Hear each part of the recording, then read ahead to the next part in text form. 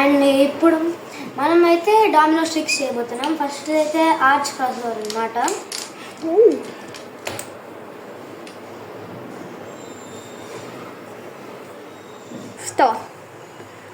And ఇప్పుడైతే మనం arch లాగా దీని మీద స్టార్ట్ చేయబోతున్నాం. ఓ అరే ఎస్, ఇంకోసారి అవ్వాలి. అమ్మయ్య అయింది. ఇప్పుడు ఈ పైన పెట్ట తవ్వకుండా ఉంటే చాలు.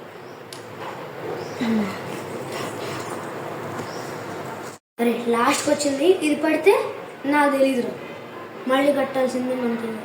పడకూడదు అండ్